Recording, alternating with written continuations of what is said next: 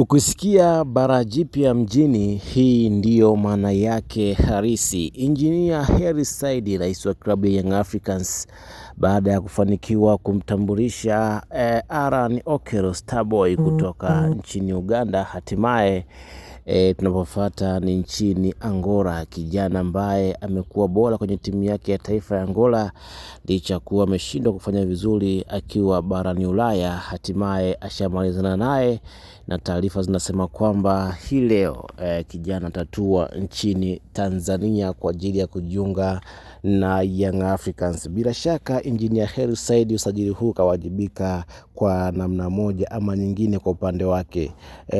Kocha wa Yanga baada ya kujiunga na klabu ya Yanga alihitaji wachezaji na wataka waongezewe. Alimtaja pia Dupe ambaye amewahi kufanya naye kazi kwenye timu ya taifa ya Angola, na Engineer kafanya kila namna kumtoa barani Ulaya na kumleta Tanzania ili aweze kutimiza mahitaji ya kocha huyo ambaye amemtaka yeye mwenyewe kijana huyo.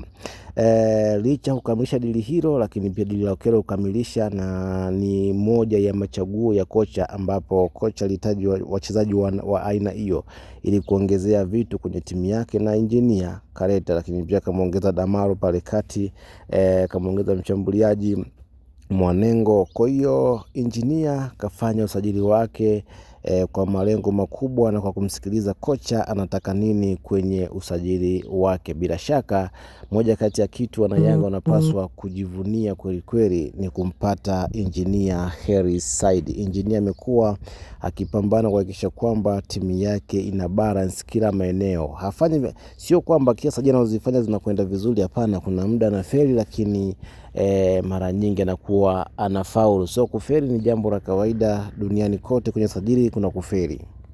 Tumeshuhudia hata barani Ulaya wachezaji wakubwa wanatoka timu A kwenda timu B wanashindwa kufanya vizuri. Tumeshuhudia kwa Hazard ambapo alikuwa bora akiwa na Chelsea kiasi ambacho alikuwa anamfananisha na Messi, lakini mwisho wa siku ameenda Real Madrid, ameshindwa kufanya vizuri mpaka ikapelekea kustafu soka. Na mwanafamilia, ni ukumbushe kama ni mara yako ya kwanza, usisahau kusubscribe, kulike, kushare na comment ili wa kwanza kuzipata taarifa zetu.